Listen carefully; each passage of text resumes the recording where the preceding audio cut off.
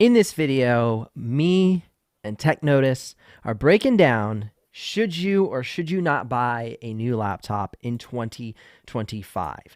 And if you're watching this video after the replay, hang on because it's going to bring you value throughout the year because we're going to talk through the mindset and how to buy a laptop. So no matter the time period, no matter if you're on the hype review cycle of new stuff coming out, or you're just looking at picking up an older device to save some money, this video is going to save you a ton of time and help you make the right decision. We're going to talk through the value of buying a desktop versus a laptop. We're going to talk about the value of buying the newest product cycle for right now, 2025, versus buying something from previous years. For this year, it'd be 2024 or 2023.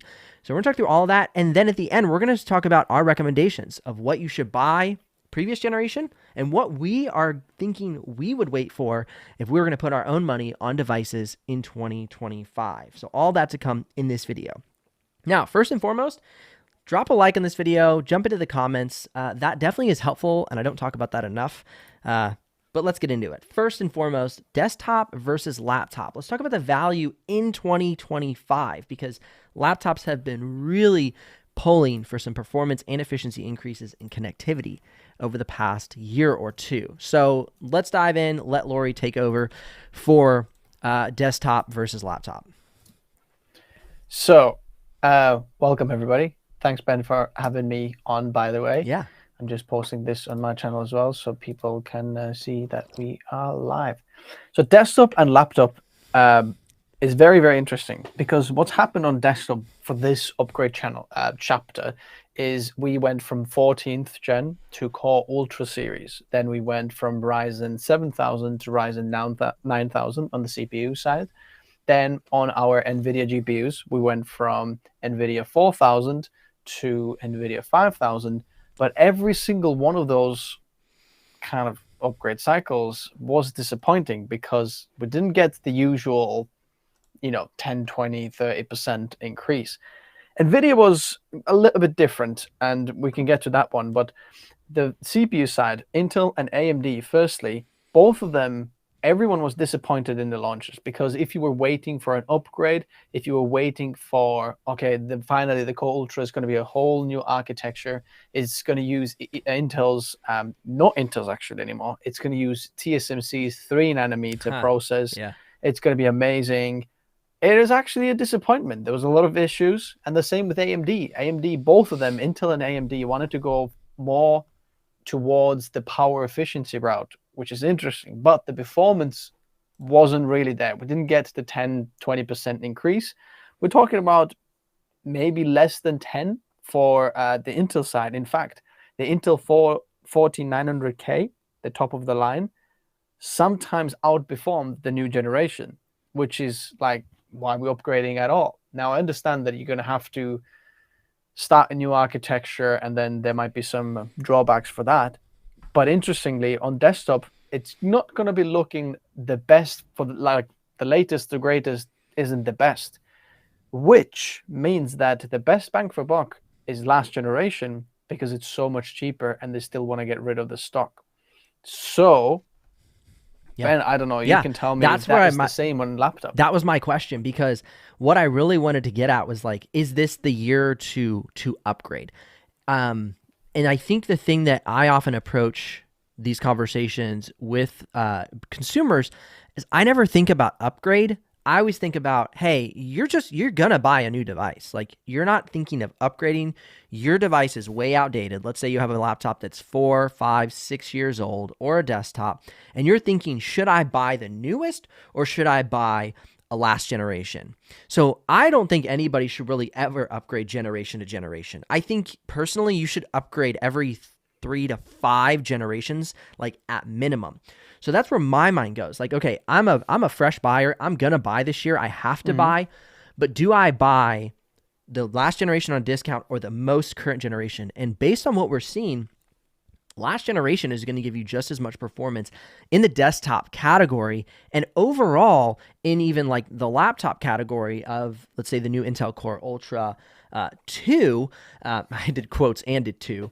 And I think that is something that I'm noticing is that the performance, it's still trying to get through this plateau.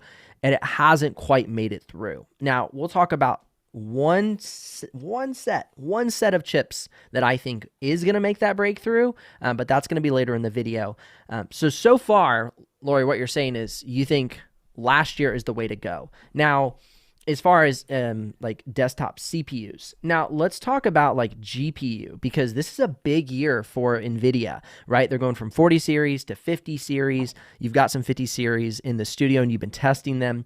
So from a desktop standpoint, because we can anticipate similar results when we go, when the laptop one's released, like it's not like laptops are going to be dramatically better or worse than their desktop counterparts. So talk through the results you're seeing from a GPU standpoint. Should people go for 50 series or save on 40? So firstly, NVIDIA kind of releases their GPUs every 2 years. So it's not like every year there's a new GPU. They do like a mid kind of cycle. They release what's called super GPUs or add TI or sometimes do TI super. Then it's going to be even more confusing. But basically, the big thing for this new generation of GPUs is they haven't upgraded their process node.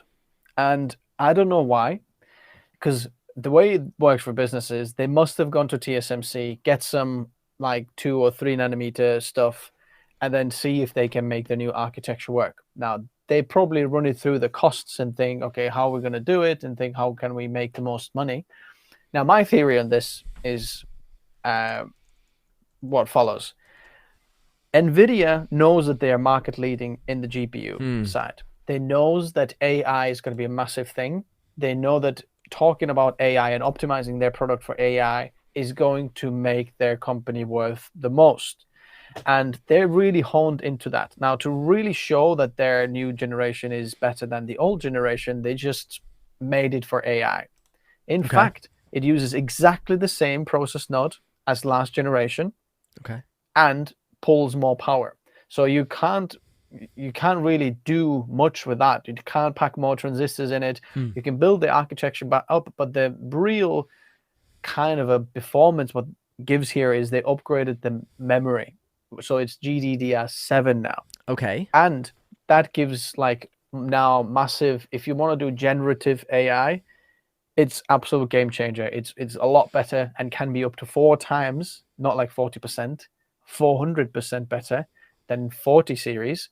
But you have to be in a very specific kind of scenario to do that. And let me interrupt there. For when you talk about generative AI, we're not talking about running like online services like ChatGPT online. We're talking about actually downloading the programming languages onto your device and running them localized. I think that's a part where people really, I think Intel and all these companies have not done a good job explaining. When they talk about the AI power of a device, they're talking about localized. Am I right there? Or like... It's, I think in theory it should be. Yeah. The actual practice of seeing programs utilize your local NPU and do it locally, it's a little bit low. That doesn't really work. But the NVIDIA showed off what's called an FP4. So it's a fluxion point and 4-bit one, which basically in very simple terms means that it's not going to be as accurate, but it's like a massive mathematical algorithm that it runs on this, but it can do it super fast and create the picture roughly about 4 times faster than RTX 4090 compared to 5090. Okay. But because it's generative AI, the results aren't exactly the same. You can see the 2 pictures side by side, they vary a little bit, but it creates a lot faster than the new one, and it can use less VRAM and so on. So they slapped on more VRAM for it, so it can go up to 32 gigabytes. For laptops, that is good news, because the laptop 4090 used to have only 16 gigabytes of VRAM, but now it's 24. So on laptop, you can get 24 gigs of VRAM when you're on a 5090, which for some people, especially for 3D, is going to be a huge gain. Okay, unpack that. Why is that good for the creator? How does it affect, let's say, Photoshop, video, and 3D? Okay, so for Photoshop, no difference. Okay. For video, VRAM, when you're running large when you're using a laptop as a workstation and you're using a lot of different layers and you're doing DaVinci Resolve, for example, DaVinci Resolve loves to use a lot of VRAM. Okay. Premiere Pro, not so much, but Okay. what we're doing here on our channel, editing multicam and something like that, we can see like 18 plus gigabytes of video memory used when we're doing this. So when people are doing even more like multicams and lots of different layers, different resolutions, the VRAM can use it up, and that can be the bottleneck. Even your GPU is powerful enough, but just because it doesn't have the VRAM, it has to offload it and upload it. That's going to be the bottleneck. So now they've upped it. But for 3D, that's the bit where it gets the most exciting, because if you have 3D scenes or models that you can all load onto the VRAM, you can actually, you don't have to use CPU rendering, you can do it on a GPU, and that's going to give you 10x performance going from CPU to GPU. Yeah. So that's going to be a massive thing for creative professionals. So that means that I think now by having 24 gigabytes of RAM on a laptop, you don't necessarily have to have certain pro grade GPUs on the laptop, like the A 5,000, 6,000, 4,000, whatever, and pay like $7,000 for your laptop. You can pay $2-3 grand. Well, I don't think you can get it for $2 grand. Maybe $3-4 grand for 5090, and get a really good performance for that. But if you're doing video editing, the biggest thing for the 50 series, I think, is for video editors. The biggest difference, what you'll see, is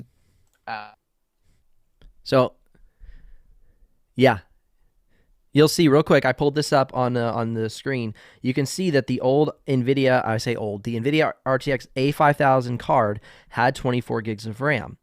VRAM. And so what Lori is saying is like, now the GeForce gaming GPUs will have that, and they're usually going to be a little bit better priced.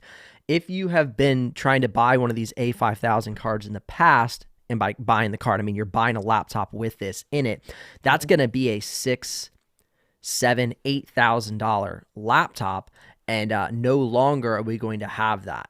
It will be a much more affordable laptop with, and by affordable I mean $3,000 to $4,000 possibly, or maybe even a little less. So that's where Lori's saying like a lot of that expensive gear has now become a bit more affordable for these high-level professional systems.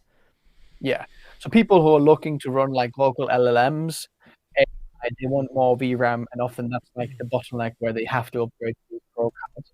But now they can have it on a more affordable like gaming card, which is super, super powerful. But I think the biggest difference for me personally, what makes me think, wow, that makes a huge difference, is actually the small thing. The small thing is media engines for video editors. And what I mean by that is, whenever you're working or editing video, I'll try to make this as simple as possible, and please apologize if everybody is very advanced, more advanced than me. I want this to be digestible for everybody. When you're working with video, you shot something, your camera shoots it in certain codecs, and only specific codecs are accelerated on hardware. By hardware, we mean these media engines either on the dedicated GPU or on your integrated GPU on your PC or CPU. Now, the thing is, it's a hardware accelerated, your timeline will feel very, very smooth. So when you moving your header around on the timeline, it just feels buttery smooth. Everything feels snappy when you're editing or working on the footage. Now, when you're using codecs that are not hardware accelerated, that means that your CPU has to do the decoding. Decoding means playing back the footage. And when you're decoding this, basically it looks at the codec and then plays it back to you as a video. When it's doing that, it takes a lot of resources. The GPU is probably going to feel like, I can't breathe. It uses everything. So try taking something like a H.265 10-bit 422 footage from your iPhone and your drone cameras. Try playing it back, and then you see how the system is just hangs and can't do anything. Yeah. Now, what NVIDIA has done is NVIDIA has absolutely crushed all the competition with this, because they released media engines, and their 5090 has three encoders. That means when you can put video together, and then two decoders where you can upload or decode a video later back. That is absolutely massive, because now it's not just that there's multiple decoders. They are not just on a desktop, they are same on a laptop. So when you go with a laptop 5090, you're not going to lose any media pins. They're exactly the same decoders and encoders, which is going to be absolute game changer because now they also support more codecs than just what was previously supported. So for example, if you know about using H.264 or 5, 10-bit 422 footage, now it's going to be completely smooth. So I'm using Sony A7III on the side there, and we're recording H.264 10-bit 422 footage. And that's always been on the CPU. It's very heavy. It always like lags no matter what I throw at it. Like even Threadripper, it's kind of like I can put 10,000 CPU on it. It's still kind of like choppy. Now it's accelerated on a GPU and it flies through butter, which is amazing. So that's At the this next level. point, Yeah. That's the next level. Okay. At this point in time, though, there is no support in DaVinci Resolve, Premiere Pro for this. So we're gonna have to wait when the software rolls out so they can actually utilize this. Wait, so it's there, but they haven't partnered effectively with the actual applications for it to make a difference. Yes. So wait, so what you're saying is when you're testing, you're saying your footage is still laggy at the moment? I had a special pre-release version, and that only the reviewers were able to. Oh, that's dirty. DaVinci Resolve. And I did a video on my channel if someone wants to see this actually working and actually in action, so you can see it actually works. But when you try to go on, Blackmagic website and download the latest version of Blackmagic DaVinci Resolve, it's not going to work because they don't have support for that yet for public. Yeah. And the same for Premiere Pro. So there's comments right now saying, and this is quite offensive for you, they're saying the dude lecturing us right now about buying something has a horrible mic. That's you, Lori. Apparently your mic sounds really bad. So fix your mic, you piece of trash, and I'm going to talk. I'm going to buy a new one. Yeah, go get a new one. Is there any way you can improve the mic, though, so we can get a little bit better sound out of you? That would be just a question. If not, people can work with it because you're a wealth of knowledge, and it's good to have Lori from TechNotice on here. If you've yet to hear of TechNotice, check him out. He's completely crushed me. He's twice the size of my channel now. All right. So this is what we were talking about, though, earlier about the A5000 being so expensive. You can see that this is the ProArt, almost $8,000 for this laptop. So by them bringing in, 5090 at 24 gigs of VRAM, we're going to have much more affordable devices available to us compared to these high-end, expensive, ridiculously expensive workstations. So that's really where it's a big advantage. All right, so now let's talk real quick as we're moving towards our recommendations for what to buy from 2024 to 2025, and what are the advantages of choosing a desktop. I'm going to start here. The advantages that I've had over the past couple of years are the fact that I like to do live streams, and when it comes to live streams, I have multiple cameras hooked up. And I also, as I'm recording, I like to have multiple cameras. So you can see I have my top cam, I have my side camera. So all of these are hooked into my desktop system. I also have like the laptop hooked in, and Lori's coming in here on this. So there's like so many angles that I have coming in, which I really, really like to have. Okay, that was exciting. You saw my angles. And so that was really possible through my desktop system because I can buy a singular capture card that goes into the PCIe lane, and I can get 6K, but it comes in at 4K, 4K inputs. I have 6K cameras, but they do 4K inputs because they don't have a 6K capture card within my budget. And so for me, it made sense to have a desktop. Now, more recently, and also on top of that, if I wanted to do some sort of USB-C capture, where I go into like an ATEM Mini, or now, have the new like Rodecaster Video, those are like $1,000 devices. And for me, it was just more than I wanted to spend. I originally got my capture card before a lot more options came out, and the capture card was like $400, right? But now we have like some more affordable options coming out. Like I recently was looking into this, the Ulanzi DD02 HD video switcher, right? So this would solve this problem where I could go full on laptop replacement for my desktop, right? I have tons of inputs. So like I also have this mic that's input via USB-C. So I would want to, get some like really powerful Thunderbolt 4 or Thunderbolt 5 dock now. And that would allow me for the speeds I need to replace my desktop. And of course, like we always talk about upgrade path, like you can upgrade the RAM, the GPU, the CPU in your desktop system over time. But the funny thing is I actually never have. The same desktop system I built a couple of years ago has the exact same components in it when I built it now 4 or 5 years ago. So for me, upgrade path actually isn't as valuable as some might communicate that it is. If you just buy it with the right specs that you need, with vision in mind, you're going to be fine. So that's kind of my perspective on the laptop versus desktop. I'm almost to the point where I think I can replace this desktop. And the only reason I've kept it is because of streaming and running 4 monitors at one time. So I run 4 monitors. I run my monitor that watches my footage, and then I have like a full workstation setup. So that's my perspective. I'm going to do a test switch this year. I don't know when, but I'm to a point where a true workstation could be a laptop. I want to add to that because as much as I'm testing desktop, what I actually did was since before Christmas, I think in November, I stopped using my Threadripper system below, and I have everything here is powered by the MacBook Pro M4 Max. And right now, what you're seeing here, the camera, the audio, everything is going through that. So I have kind of managed to figure out that. And now when I pull the MacBook out, I can take it anywhere. Every day, I'm taking the MacBook back home, which means that all the work, I don't have to like reopen it at home. It's just exactly on the same device. Yeah. You open the screen, you can just keep going. Now, if you do a lot of it online, it doesn't really matter if you've got, just doing emails or whatever, it's there. If you work in video or something like that, this might be an issue for you or something. But I have managed to do all the audio capture and everything, Data Mini Pro.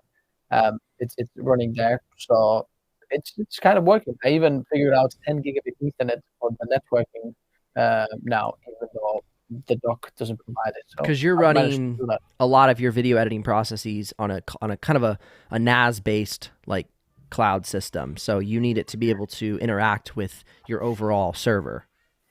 Yeah, that's true. And I did manage. Oh, you hear that? Yeah, she's talking to you. Yeah, I like that. Shush.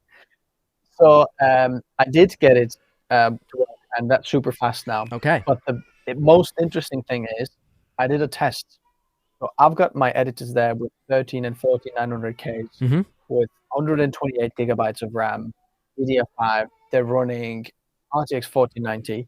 And then the usual export, what we do here, I put it on export in there, and then I put it on export just on my Mac. Yeah. And in fact, the MacBook was reading it over 2.5 gigabit Ethernet, so even like lower speed, whatever. So that's like basically SATA drive like 300 megabytes per second. Yeah. And the MacBook exported it faster than the PC with insane hardware. So are you running the MacBook Pro M4 Max? Is that right? Or okay, so you're on the M4 Max. What's your RAM? 120. Oh my gosh, yeah. So you got the beast one. Yeah. See, that's the thing. That's one of the problems with Mac. And I want to get into this real quick when it comes to like pro users on Mac. But first, a message from ProArt, because I can't forget to drop this in. This video is brought to you by the Asus ProArt P16, the flagship creator laptop from Asus that provides on-the-go workstation performance within a beautiful and durable military-tested all-aluminum chassis, outfitted with a pen-compatible 4K OLED Corning glass display that is durable and color accurate. It weighs 4 pounds and is just over a ½ inch thick, capable of all-day battery life for productivity tasks, and fitted with the Asus dial to streamline your workflow, providing access to your most commonly used tools. Equipped with the AMD Ryzen AI 9 CPU, up to 64 gigs of RAM, and an RTX 4060 or 4070, this device is a powerhouse for architecture and 3D modeling work. And trust me, this is just the tip of the iceberg when looking at what the Asus ProArt P16 has to offer. Check out my full review content within the playlist linked in the YouTube cards above or in the description below. Thank you so much to Asus ProArt for sponsoring this part of the video. So when it comes to the MacBook Pros, I think a lot of times people are like saying, oh, my MacBook Pro outperforms my desktop, but they have like a $6,000 MacBook Pro. I mean, how much was that MacBook Pro you bought?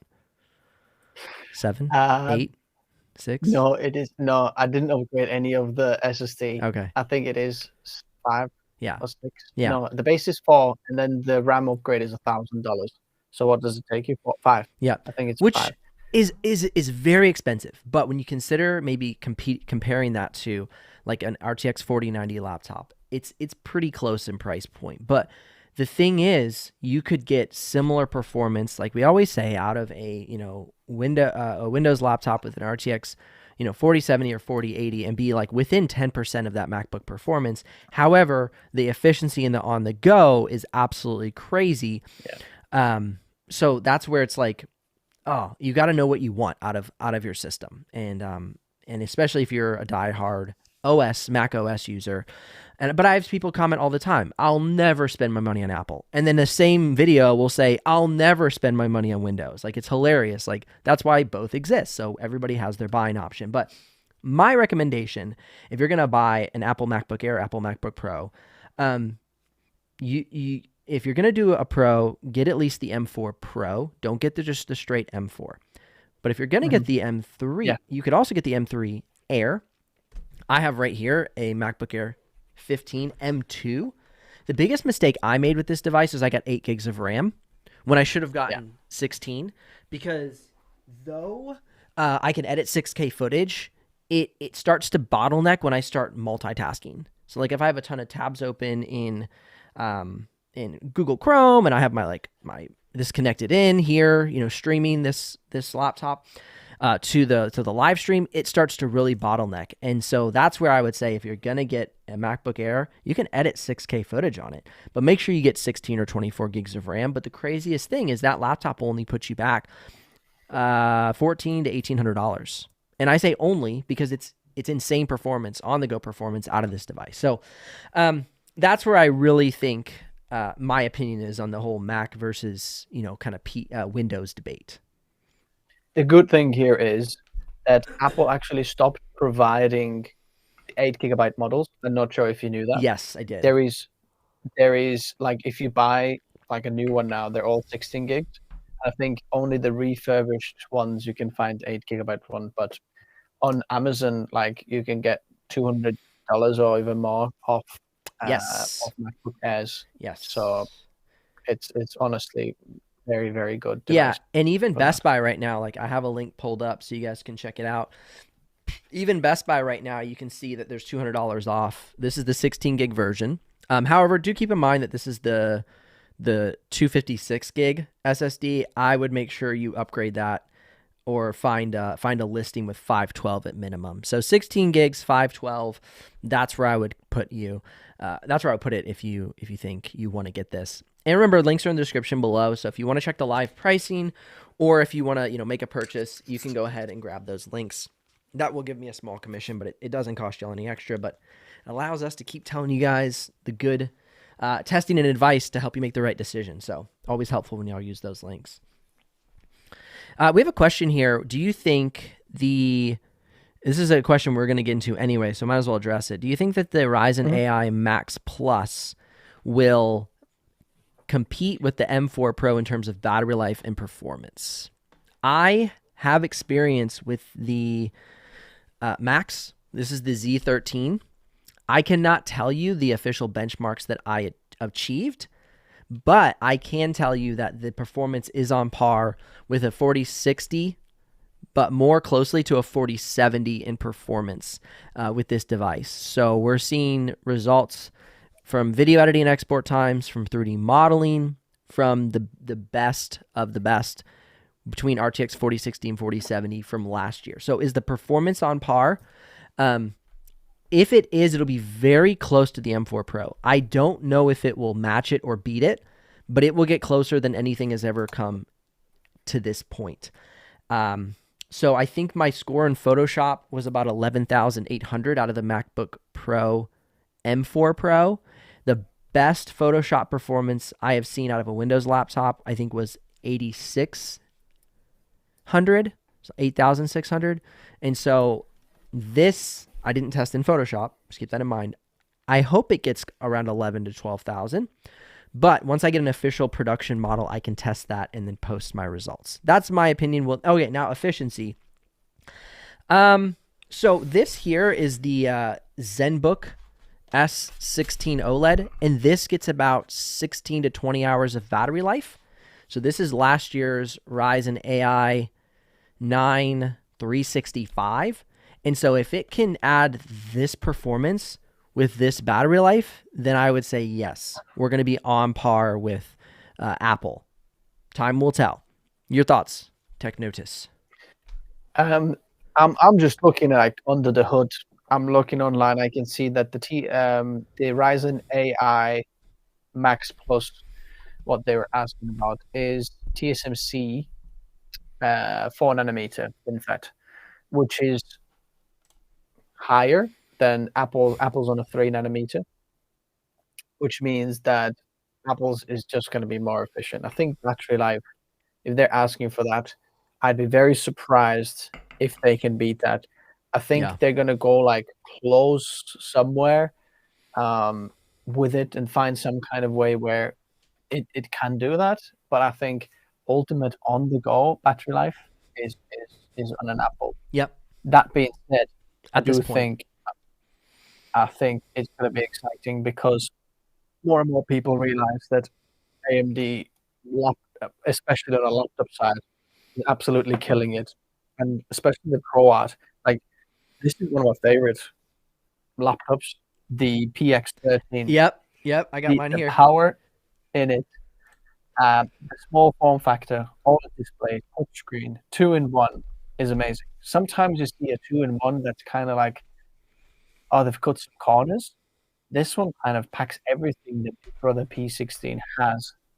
Only thing that it doesn't have is more than 32 gigabytes of RAM, which you can't get. But other than that, it's like amazing. I got one more thing it doesn't have. It doesn't have an full-size SD card reader. Oh, yeah, so that's true. The full size would have been nice. It's funny because I did a video yesterday about like my favorite laptops I would buy in 2024, and this one made the list where the P16, I love it. I think it's awesome. But I think you're right, Lori, with the 2-in-1, the form factor, it just has more going for it than the P16. Again, outside of the missing SD card reader, which I think was a big faux pas, brands keep doing that. They take these 13-inch laptops and they're like, all right, don't need that. Yeah, actually, it would be a nice addition. It would be nice to keep that on the device. And I think if it had that SD card reader, it would be hands down like the best from that lineup. So I completely agree. And the pen compatibility is great. Now, keep in mind, the pen does not come with the device, but yeah, it's thin and light. It gets great battery life. You can edit 6K footage on the go and plugged into power. They've done a very good job with that. I totally agree. And if you're outside of the US, you can get an RTX 4070 version. Yes. But if you're in the US, don't waste your money on the 4060 because it's nominally better. I think it was probably like, from my test, 3 to 5% better performance choosing a 4060 over to 4050. I have a full video about that. So when you're buying, look into performance metrics to know if it's worth paying the extra money. Because I think on sale right now, let's show the Asus ProArt. On sale right now, you can see that the ProArt PX13 with the 4050 is $250 off. So that's a great option for you right now if you want to grab that. And then the ZenBook I talked about earlier is actually $300 off the S16 OLED. So you can get that for $1,099. Yeah. Do you think, Ben, this year, do you think it's worth waiting for some of the laptops that are going to come out this year? Or would you go with previous generation?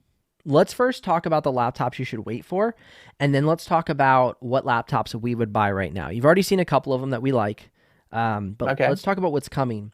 From a CPU standpoint, I think the two SKUs that I'm most anticipating are going to be the AMD Ryzen 9 AI Max and Max Pro. Okay, so the Max comes in the Z13. It's actually the only system I've been able to find that is promising the Z13, that is promising the AMD Ryzen AI Max. I haven't done deep research, but this is the system that I've seen with it. And of course, I have that system here on my desk, and I have run some tests, and it's very, very promising. The next system that has the AMD Ryzen AI Max Pro is the HP ZBook Ultra. I've had my hands on this at CES, but I have not been able to test it. I'm supposed to get one in the next month or two.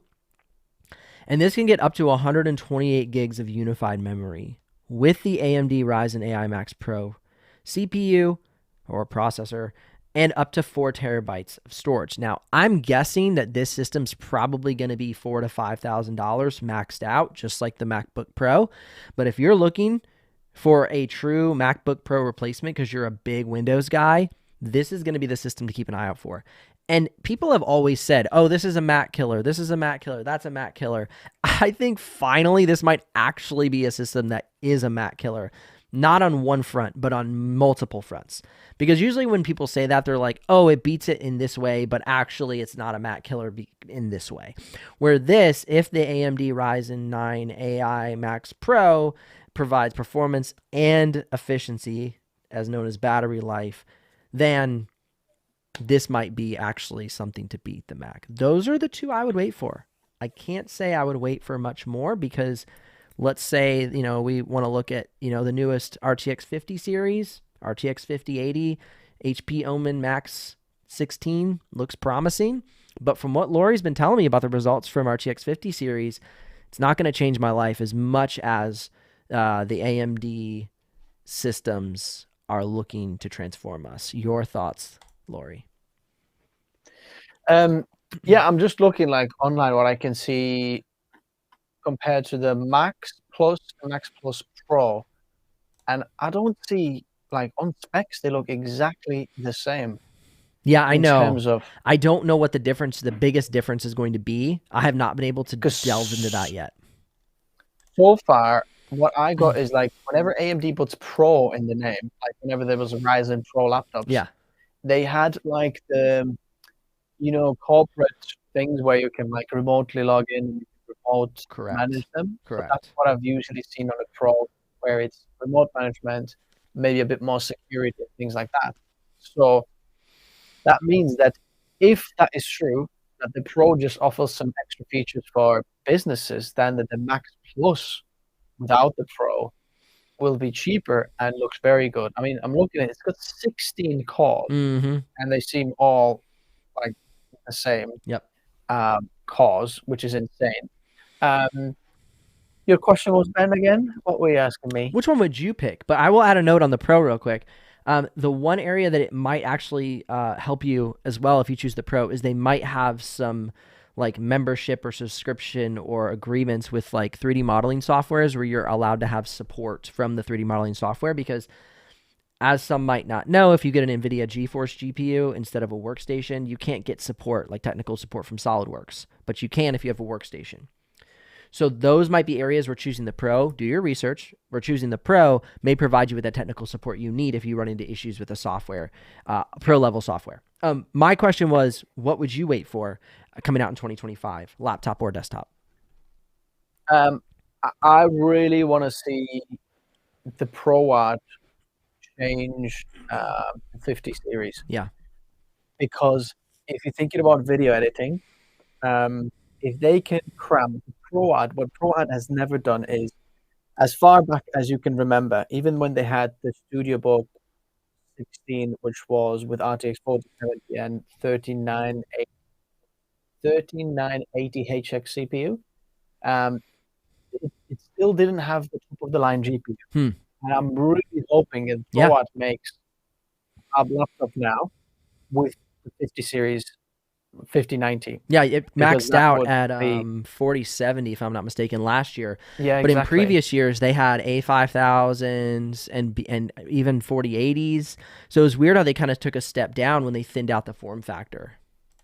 Yeah, I think some of the gaming laptops did have 4080s, but the ProArt didn't. So if you want a combination of having Like from 4080 and above, by the way, you had dual media, which means your encoding performance can be up to 2x. Yeah. Now they chose to go with the 4070. So I'm thinking for high end, like the P16, Mm-hmm. use the 5090 because I think Yeah. then it would be popular not just for creative professionals but also gamers who want a nice device. Because otherwise, why are you any different from the likes of Razer Blade or something? Yes. Very similar minimalistic design, but you can get the high end GPUs. Mm-hmm. You can get that. So I More think hertz in ProArt your really needs to display. hone. So like for gamers, the ProArt Yeah. maxed out at 60 hertz, which was a big bottleneck for gamers and some creative work that needed higher refresh rates. So they did bottleneck it in those two major ways, I believe, as well for this iteration. Yeah, I almost feel like I was the reason why I did that because one of my biggest concerns for the previous generation, when I said on my video, I said that like, we don't need 120 hertz for creators here. 60 hertz is fine. Hmm. And they downgraded it from 120 to 60, We'll just and say it now was we're your fault. moaning. We want more. We want more. I think the biggest issue that creator laptops run into and people oversight is creators love to game. I mean, it's just part of that discovery process. It's part of that relaxation process of a lot of people. Is there's a creativity in gaming. There is an experience in gaming that allows us to explore parts of our mind, parts of your brain shut off, parts of them activate. Neuroscientists have talked about that. And so it does kind of run hand in hand. Me and my son, we like to play, like we're playing like Lego Star Wars. And it's just this experience where your brain's still working on problem solving. And so I think there is an element of gaming and creating do crossover. So it makes sense that would, thanks, Lori, but that would get a 120 hertz panel or above again. Yeah. I'm going to talk to Sasha again. Sasha. Sorry, could we get... But the interesting thing Can we get that back? Here. Yeah. I thought that a higher refresh rate makes a massive difference in terms of battery life. When I was at IFA, I managed to actually talk to Sasha. And I asked Sasha, if you don't know who Sasha is like the product manager or PR guy at ASUS. And I asked him, like, look, why are certain laptops like 120 hertz, and why did you downgrade the ProArt lineup from 120 to 60? Is it because of battery life, and can we get something that Apple has, the ProMotion, where you can go down to 1 hertz and then get even better battery life? But he said actually the battery life it impacts battery life minimally. There's almost no difference whether you go 60 or 120 hertz, because you still have to, whether the screen refreshes, you still have to send the data to it like a certain amount of time. So if you move in something on it, whether the screen refreshes or not, it doesn't actually make a difference because it's like somewhere else. And I was like, ooh, I did not know that. And that was like an interesting thing, realizing, it can be actually high refresh rate. It's not that big of a thing on battery. So let's talk about specs, since we said that this is, we're going to include this as an element of the buyer's guide. In 2025, what would be your minimum gigabytes of RAM that you would want in a creator laptop? 32. Okay. Minimum. Okay. And that would be for Photoshop work. That'd be for video, like even all that. Why? It's just minimum 32. Okay. I think 16, we're joking, really. A few years ago, 16 was the thing. It was, honestly, but like I'm running one tab on this ProArt right now. I'm opening Task Manager. You open, have you got a laptop on there? Not a Windows at the moment. Okay, so I've got a Chrome open and a Task Manager open. I've got 3 tabs open. Okay. My YouTube Studio, Slack, and this video call. Okay. And I've got 11 gigabytes used. Yeah. So do you think like 16 is going to be enough? Because he hasn't even opened a creator product, right? And you want to save nothing open. 6 to 10 gigs of RAM for a creator product if you don't want to bottleneck it. And so that, and again, people get so mad at us because they're like, those laptops are so expensive, and you guys, you stupid out of touch YouTubers. It's like, Actually, we're not. We're just using the product, and we understand these things are expensive. We're in 2025. We all get it. We've all felt the crushing blow of inflation. However, there is just base objectivity of what would be the best. Can you run a laptop with 8 gigs of RAM and be a creator? Of course you can. Will you have to make compromises? Yes. We are just saying optimally, we would get 32 gigs of RAM. Suboptimally, 16. If you're on a budget, super suboptimally, but we understand 8. But I would say that I agree. I think 32 gigs of RAM is going to be the place to be if you want to have optimal workflow. 64 will be better if you're going to be somebody who's doing a lot of high resolution video editing and or multitasking. Let's say you're doing 1080p video editing, but you're creating graphics in After Effects, or you're creating assets in Photoshop at the same time, or you're researching, or you're listening to music. All of that takes up from your temporary memory, your RAM, and therefore having more will keep your workflow better.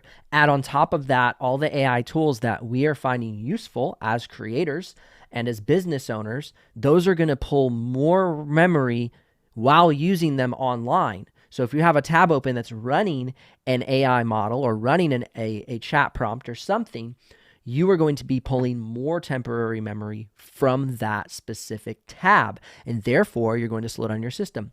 I'm doing it all the time. I'm running so many different AI models and prompts as I'm learning how to kind of adapt and include those in my workflow. And therefore, more RAM is very powerful and effective. Can you get away with not having it? Of course.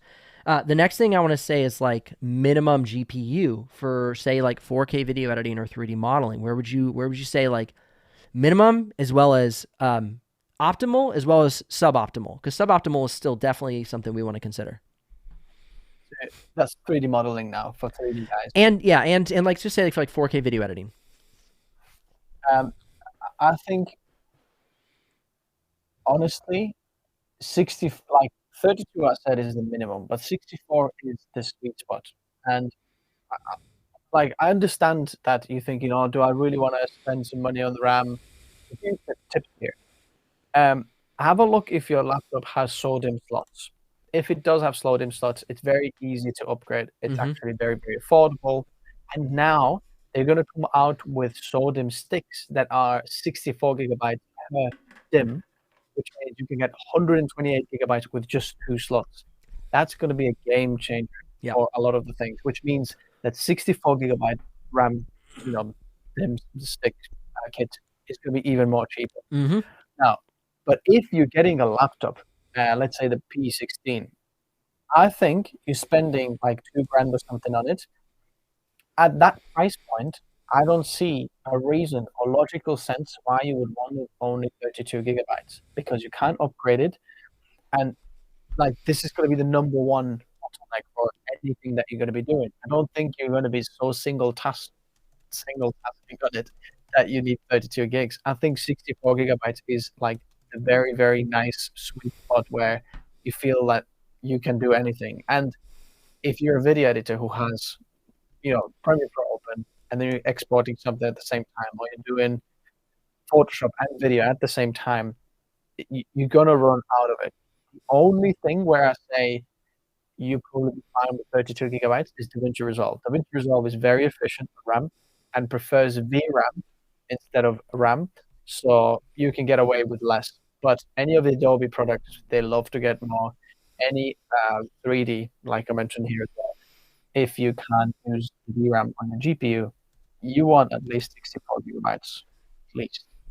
Yeah, and if you look at the price point on the ProArt with 64 gigs, you can see that it's about $26.99. And what Lori's saying is that that's kind of like if you're going to be consider this your pro laptop, that's where you're going to want to be for this, with it not being able to be upgraded post purchase, right? This is soldered to the motherboard.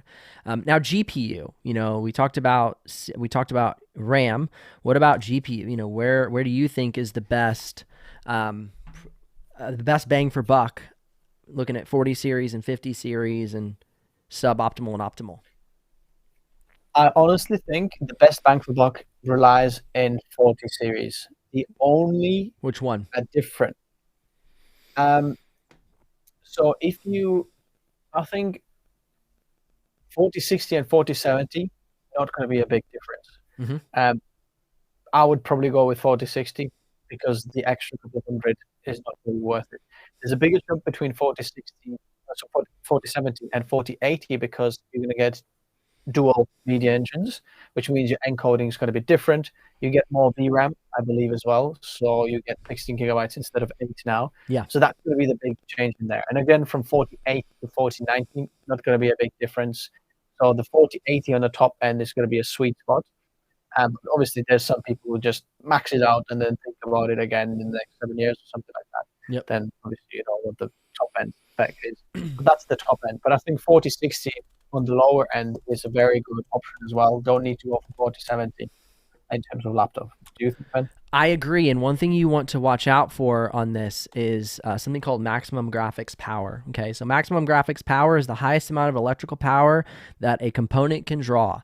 And so don't get hoodwinked on this one, because you could have a system with an RTX 4070, for instance, the Dell XPS 16 or the HP Envy 16, and the maximum graphics power is rated at like 70 watts. Whereas on the Lenovo Legion Pro 5i, it's going to be 135 watts. On the Lenovo Legion Pro 7i, it's 175 watts. And so you might as well just get that Dell XPS with like an RTX 4050, because it's going to produce the same power, because there's such a limitation on the power draw. So that's something to definitely research and keep in mind when you're buying a system is, okay, what's the maximum graphics power that can be pulled from the wall or the battery to that component. That is something that I hadn't noticed much until recently in my tech review journey, and that is something that I am wildly aware of now. For instance, the Lenovo Legion Slim 5 14-inch model has an RTX 4050 or 4060. Anyway, either way, doesn't matter, not my point. But it has a 95 watts of maximum graphics power, meaning that 4050 or 4060 would outperform a Dell XPS 16 with a RTX 4070 and only 70 watts of power draw. So it's these nuances where understanding your tech makes a big difference. And for me, I would not get a system that has a maximum graphics power of below 90 watts, because anything it puts into it, if you're a serious creator, is going to be just smacked down and not give you any sort of good performance. Yeah. Like you said on the PX13 as well, there wasn't that big of a difference between 4050 and 4060 as well. Correct. Same power draw. Yeah. Cool. So, okay. Now, what would be our 2024 recommendations for people who are wanting to buy in 2025 but don't want to waste their money on the latest and greatest? I'll go ahead and throw out a couple. I've talked about them so far here, and then I'll let you jump in as well. So my first one, as mentioned earlier, was of course the Asus ZenBook S16 OLED, a fantastic buy right now. 24 gigs of RAM, 1 terabyte SSD, great battery life, 3K OLED display. I've got it right here. It's got tons of port connectivity. You can see we have an SD card reader. We have a USB Type A. We have HDMI, USB-C, headphone jack. It's super thin and light. Look at that from the top cam. So thin and light. And it's just a nice, handsome design. I mean, like, look at this thing. It's just a good looking laptop and so nice and thin. So that's one of my top recommendations for the on-the-go creator. Oh, and don't forget the nice large trackpad. Now, if you're somebody who's looking for something with a bit more features, again, we can go ahead and drop in, the ProArt series. We can look at the ProArt P16. Great pen connectivity, pen compatibility on both the 16 and the 13. So right here we have the 13 model, the PX13. And the 2-in-1 functionality on the PX13 really steps it up. However, as Lori and I have mentioned earlier in the video, the P16 has the full-size SD card reader. So that might be something that is really important to you and you might want to keep your eye on. But the PX13 is great on the go, solid battery life. You can see it's nice and thin. Has a nice aluminum top cover. The hinges are super nice. It's just a well-built laptop. Now, keep in mind, soldered RAM on both of the laptops I've mentioned so far. So that's going to be a bit of a challenge for you. Now, next up, we have the latest Apple MacBook Air 15. With the Apple MacBook Air 15, I love it personally. I use it a lot as my on-the-go device and my streaming device. You can see here, this is what I'm using. Big trackpad, nice thin body, has the USB-C ports that I like, and it has, MagSafe charging. Not equipped with HDMI or with SD card reader, which I find kind of problematic from time to time. I usually have to borrow my wife's MacBook Pro if I want to, have that connectivity. But I really, really enjoy this laptop. I would definitely recommend it with 16 gigs of RAM and a 512 SSD at minimum, which puts you probably at around the $1,200 to $1,400 price point, give or take. But that is what I would be looking at. I'm going to throw it over to Lori for some recommendations here now. So a few different kind of people.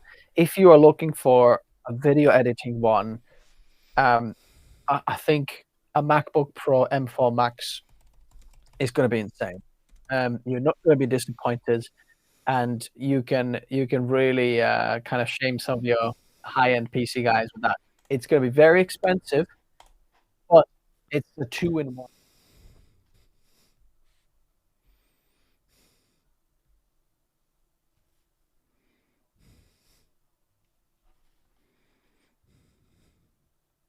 MacBook Pro becomes a MacBook Air because the battery life is just never ending. It's absolutely insane. That's so good. I can get a two-in-one. Whenever I'm plugged in, the laptop goes to high power mode, and I've got all my S setup in here. It powers everything, and when I go back home, boom, it's a MacBook Air, and I can do it on the go.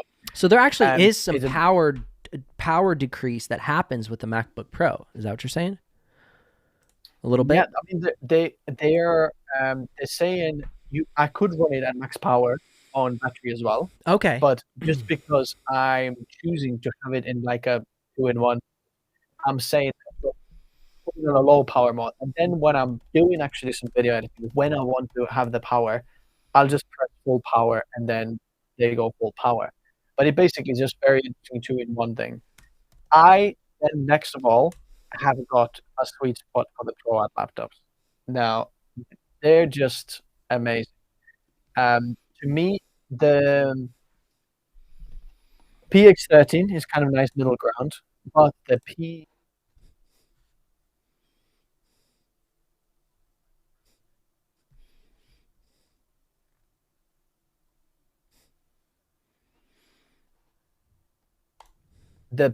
is actually quieter and cools the laptop better and has overall a lot better performance. Sometimes the PX13 can be a bit annoying for me if I compare it directly to the P16 because the P16 can just be a bit quieter.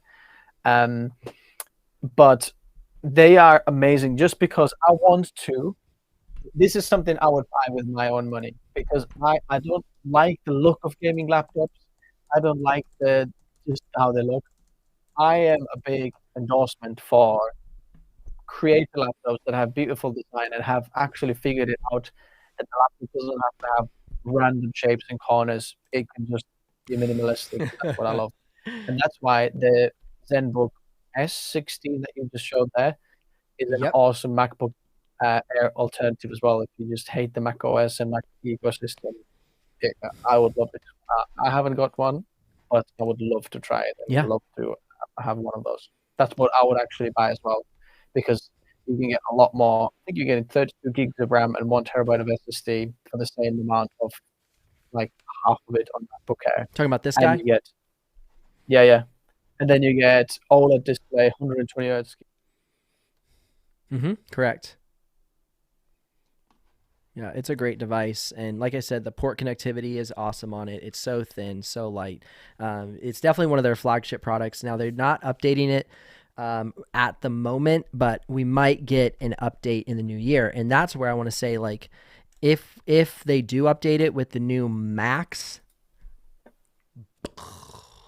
it's going to be crazy. Yeah. I'm amazed that first generation of this Strix Halo already shows off so much performance, because what we've seen from like Intel in the past and even AMD is when they introduce like a new architecture or new technology, it like kind of just like it's like pulling a slingshot. It's like, all right, here's the new one, and then they let go, and then second generation actually finally shoots forward. But what we're seeing is immediately, like, it's off to the races.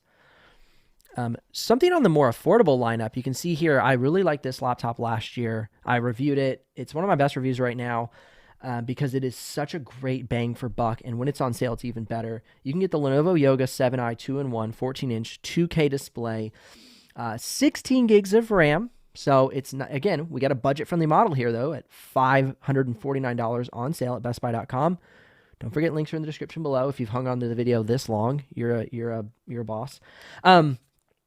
That is an amazing deal. Great creator laptop. Keep in mind that the color gamut range is not going to be as high as something that's more expensive, but it is a great laptop to get you into your creative space. Pen compatible.